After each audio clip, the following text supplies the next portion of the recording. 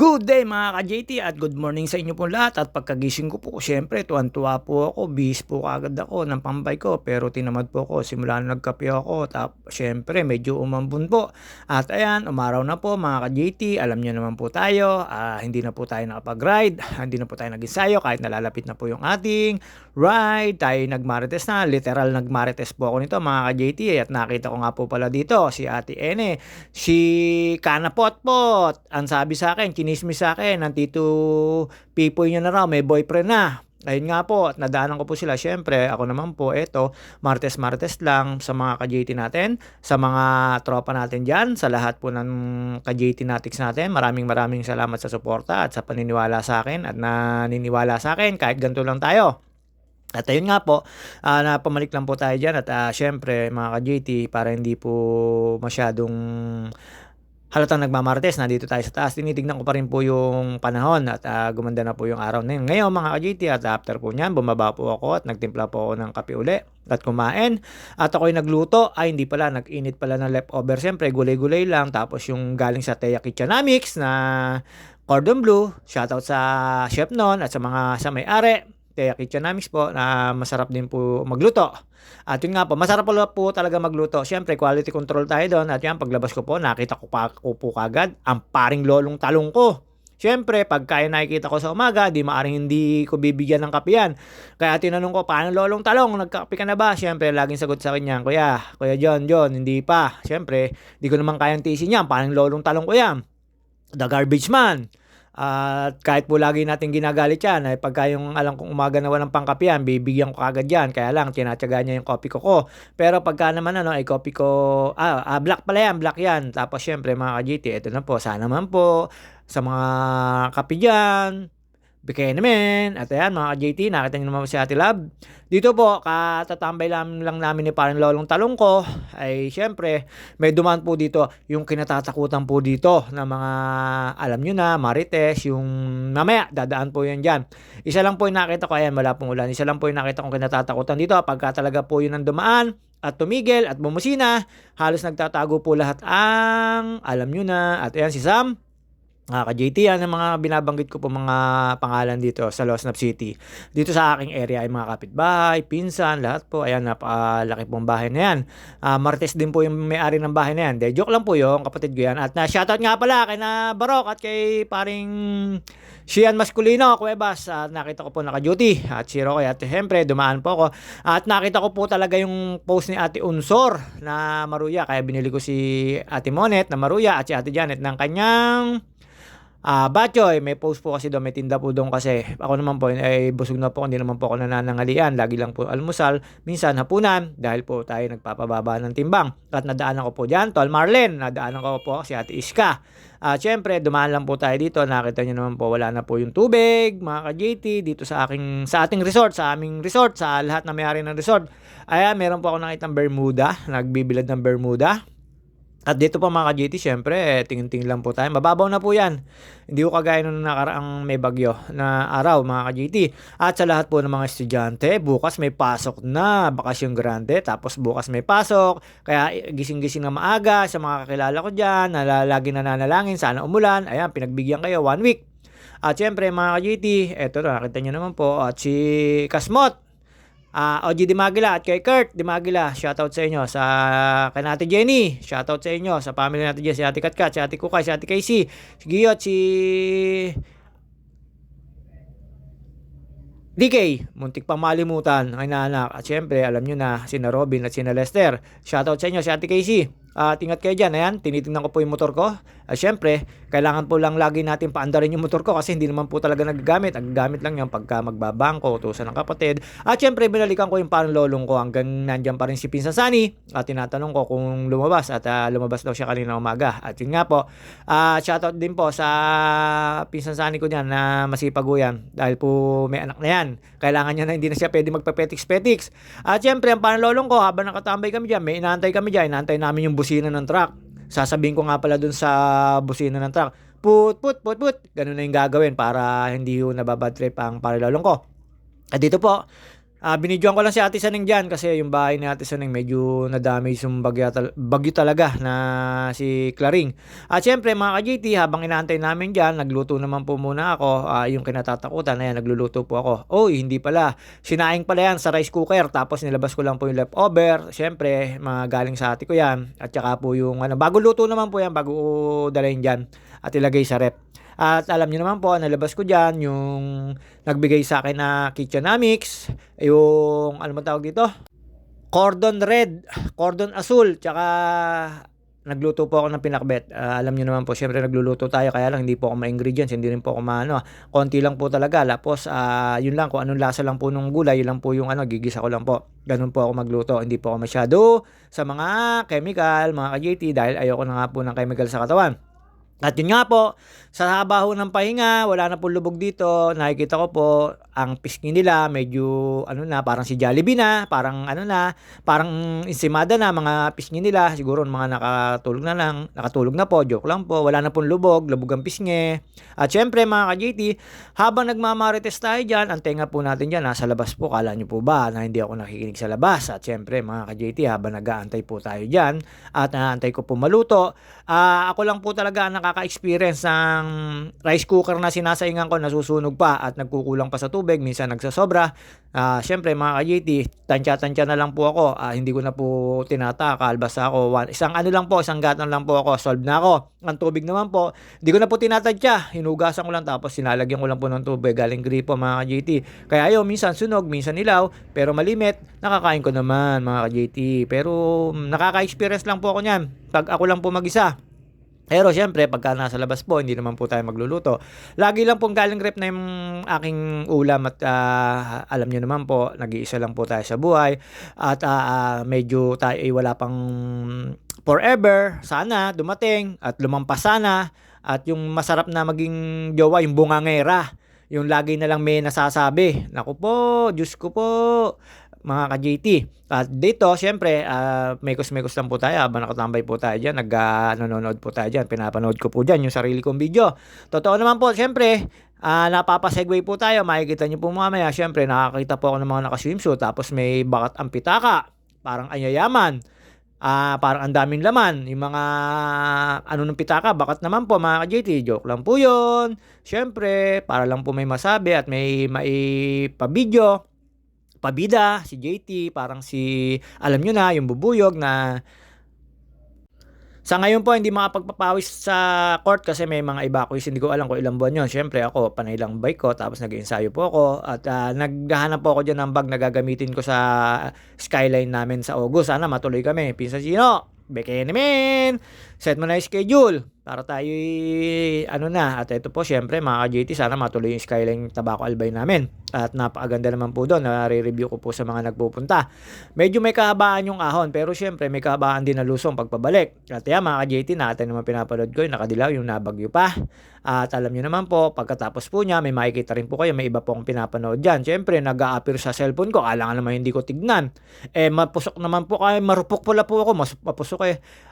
Medyo, ini-slide ko naman, inaano ko naman, kaya lang, doon pa rin at doon, maraming ganun na napapanood. At syempre, mata lang naman po tayo. Sinasamantala ko na rin pagka nag-a-appear po sa FB ko or sa IG ko. Joke lang po yun, talagang nadadaanan lang po yun, kahit sino po talaga mapapahinto pag ganun may nasabayaw. Tapos ang suot pa ay 2-piece lang mga ka-JT. At ayan, nakita nyo naman po, syempre binak ko na yan. Ayan, may mag-a-appear po dyan pagpunta ko po sa syempre order muna sa TikTok, tapos order din po sa at hindi po ako nasiyahan dahil ang bagal po ng net. At yun nga po, naghahang yung cellphone ko, kaya medyo nag-clear po muna tayo. Nung nakakauwi na sa IG, hindi ko akalain na yun po kagad ang lalabas. Mga ka-JT, syempre ako rin naman po, tao lang, papindot-pindot lang, kaya sinamantala ko na. Hindi ko na po muna nilipat ko lang, lipat-lipat lang, tapos syempre balik-balik, para hindi satisfied pa nung unang tingin. Mga ka-JT, ayan po yun, lagi po yan, na syempre hindi naman po maring hindi natin mapaano yan, kahit sino naman po. Lalo pagka single kayo. Alam na mga ka-JT. At pagtapos ko po magpanood-panood diyan at magmekos-mekos, ako'y kumain na po. Pagkakain ko po siyempre nagluto pa ako kung di ako kakain mga ka-GT. At ako'y talagang literal na nagmarites. Pumunta po ako do'n sa kabilang bahay. Nakita ko nga po si Ate Ene, si Kana, si Pisa J, si Lenlen at yung asawa niya, tsaka si Ate Unzor. Shoutout sa inyo. At alam niyo na, may narinig ako sa kanila. Ayan, uy, pinakita ko pa. Siyempre napadaan. Alam niyo naman po 'yon, sa malinaw ang mata, sa makakita. Ayan, kahit anong-ano ko, yung paninat 'yon, mga ka-GT. At siyempre, do'n ko po narinig na may mga may mga ganto, ganyan, ganto. Tapos meron po mga doktor-doktor do'n, mga ka-GT. At ito po, dumating na po yung taong kinatatakutan ng mga taga rito, lalo po yung mga tindahan at yung minsan maglalaba. Ayan na po, siyempre ang kinatatakutan dito ay maniningil. Alam niyo na ang Bombay, mga ka-GT, utang-utang, kaya ang daming takot diyan pagka yan lumabas na. Nakita niyo naman po, maraming magtatago po diyan, mga ka-GT. At ito po, pagkalampas po niyan, nagkanausap po lang si Cecil, tapos nagmarites po tayo, literal na nagmamarites. Ayan, umalis na po. Siyempre, ligtas na po yung mga hindi nadaanan. Siyempre, bukas na lang, bukas lista, wala pa bayad ngayon.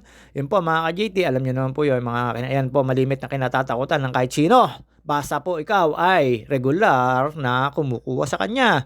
At pagkatapos po natin dito, mga ka-GT, tayo pumunta na po sa kabilang Sapweng. Pero por 4 pa rin po, doon po marami po marites. At alam niyo naman po, siyempre nakita ko lang po yung post ni Ate Unsor na merong, anong tawag dito? Merong maruya, tapos nakita ko yung comment ni isa kong kapatid, yung panganay, ang gusto naman ay batyo. Ayun nga po, siyempre bumili po tayo doon. At yan, mga ka-GT, habang nag-aantay po tayo, kita nyo naman po yung tiyan ko. Kita nyo naman po yung aking kabady na si Mountain Peak Balkan, mga ka-GT. Relax lang tayo, kumukuha pa tayo ng tiyempo, nanggaling na po akong bumili ng at hindi pa raw po luto, kaya bumalik muna ako, nagmekos-mekos lang po tayo dito, mga ka-GT. At inantay ko lang po na chat, pero hindi ko na po inantay mag-chat si Lenlinan at pumunta na po ako, nagmekos-mekos lang po tayo dyan, mga ka-GT. At alam nyo naman po, pagkatapos po nun, dumiretso na po ako ngayon at lumabas na po ako at dumiretso na po ako doon sa tindahan ni Lenlen. At wala pa rin po tayo chismis dito dahil po wala naman po mga katao-tao. Sunday po ngayon, lahat po sila ay nasamba po or kung saan man sila pumunta dahil Sunday, family day. Siya, samantala ko lang po ang pagiging marites ko dito po at dadaan po ako doon sa lugar ni Bernadette. Ayan, dadaan ako sa may lugar nyo. Doon, hindi ho nawawala na mga kamarites ko. Kaya si Bernadette to, napaka-sobrang marites. At nakita nyo naman po, mga ka-JT, ang ganda po ng tawag dito, ng araw ngayon. Habang nag-aantay po ako dyan, syempre, tayo ay dumire-diretso na papuntang Sapweng. At kukunin ko na po yung tawag dito, yung binili ko, in-order ko, pero syempre hindi pa luto, inantay ko na lang po muna. At dinaanan ko po dyan ang isang number 1 vlogger dito, kumita na, si Paring Ford, nadaanan ko po yung bahay nila. Syempre dito, daan po tayo dyan, mga iskinita na yan. Sa mga hindi po nakakawi dito sa Pansol, alam nyo naman po ito. At sa mga kamarites ko, sa mga taga ritong marites, at dito po narinig ko po, ang dami pong sinasabi ni Kana. Yun daw, Tito Pipoy niya, may nakita mga lipstick at makeup dun sa kwarto. At tinabi niya lang daw, tapos gagamitin niya daw. Yun ang sabi sa akin ni Kana. Kana Potpot. At ayun, kamaway-kaway naman po si Kana Potpot. At si Ate Ene, chinichismis din ako. May kapitbahay pala si Ate Ene, doktora. Kaya pala ang dami laging tao nagpapacheck up. Nakita ko po. Dito po, ang dami pong lubog. Lubog din po, pero hindi inabot ng baha. Lubog din po mga pisngi. Joke lang po yun, mga ka-JT. At ayan, nakita nyo mo, nakasalubong ko agad yung may bahay ni Lenlen. At sabi ko, order ko 3, binayaran ko po muna. Tapos binalikan ko lang po uli yan. At ayan, nakita nyo na po si Ate Ene. Ayan, si Angelina Jolie. Ayan po, ayan po yung nagkwento sa akin na nakuha niya raw sa bahay ng Tito Pipoy niya ay lipstick tsaka makeup. Ayun, nahihiya. At pagkatapos ko po magmarites kay natin at kay Kana at kay Lenlen at sa misis niya at si Ate Boneng, dumiretso na po ako dito. Dala-dala ko na po yung pagkain pinabili ni Ate Janet at yung bibigay ko Ate Monet na maruya at saka po yung tawag dito, batchoy. At dito po, dumaan po tayo dito. Dinaanan ko po yung mga kapatid ni Liam at saka mga anak ni Bayoneri. At dinaanan ko po dito ang bahay ni na Pari Iwing. At ayan po, shoutout nga pala po sa number 1 TikTokers dito na si Maring Beklay. Shoutout sa iyo. At yung mga ka-JT, hindi ko po sila nakita dyan. Siyempre, dire-diretso lang po tayo pag mamarites dito. At nakita ko nga po sa may barangay outpost si Rocky at saka si paring Andres Marcolino Cuevas. At yan mga ka-JT, syempre iwas-iwas lang po tayo sa mga video na may nakatambay po dyan. Baka mamaya sabihin, ba't ko sila binibidyoan? Syempre tayo, vlogger-vloggeran. At yan mga ka-JT, bawal po rito dumaan. Yan, sinara po yan dahil po nag-uulan at naguguho po yung mga kabundukan. Kaya po nilagyan po ng sarado. Pero ang labas din po nun, dun may kabila sa amin mga ka-JT. Dire-diretso lang po tayo dito. Nadaanan po natin si Kuya Rap. At wala si Mama Leti. Shoutout nga pala po sa family Sebastian, mga ka-JT. At ayan, nakita ko po yan ni Lira at ni Web at ni kapatid ni Liam. Ayan po, pati po anak ni Bayoneri. Sinabihan po ako niyan mga yan, pangit daw. Siyempre, ayan, makikita sila sa video. At yun nga po, pagkatapos ko dyan, pinakakain ako ni Kera, pero sabi ko kaya, busog pa ako. At syempre, nagmaritisan kami. At yun nga po, dumire-diretso na po tayo dito. Shoutout kay Benok Lansanas, ito, area mo. At dito po, syempre mga ka-JT, dati pa ho to, bili yan ng palutong hito, palutong inihaw, lahat. Ayan, kaya ano po, kananay ni Angie. At syempre mga ka-JT, ninang yan ni Ate Janet. Ayan, medyo may nag-iihaw po dyan si Ate, kilala po yan ng mga taga rito, lalo po sa mga naliligo sa Laguna Hot Spring. Saka doon po sa kabila, meron din po yan. Ayan, dyan, nakita ko po si Rocky. Siyempre, kuha po natin sila ng video. At alam nyo naman po, mga naka-duty po sila dyan. Mga kasakalan JT. At tinawag po ako dyan ni Rocky. Di ko po napansin na siya kasi nakatungo po ako at tinitignan ko po yung kala ko yung plastic na hawak ko ay butas. At syempre pagkatapos ko po makipagkwentuhan at makipagparites kay Rocky, dire-diretso na po tayo dito. Palabas na po tayo. Dinaanan ko po yung mga talipapa. At dinaanan ko po yung Queen of the talipapa na si Lady. At ayun, paubos na naman. Ang lalaki na naman ng kinikita. Sigurado ko, yayaman na to. Makapagpagawa to ng building na 5-story. Siyempre, mga JT, meron po tayo nabalitaan dito. Chinismis lang. Ay hindi pa ngayon wag na nga po sabihin na baka ma-viral pa po tayo. Basta ayan, yung mga naghahanap buhay dito na maayos. Siyempre, ayan, hindi naman po sila napapakilaman dyan. Basta pwesto-pwesto lang po sila dyan, mga ka-JT. Tapos, lampasan lang po tayo sa pilahan ni na Patid JR. Ang lakas po ng biyahe nila Patid JR, met maya po ang pahinga nila. Joke lang po yun. At dito po mga ka-JT, syempre, pagkatid po natin ng pagkain. At syempre, magpapaalam na tayo. See you on my next video.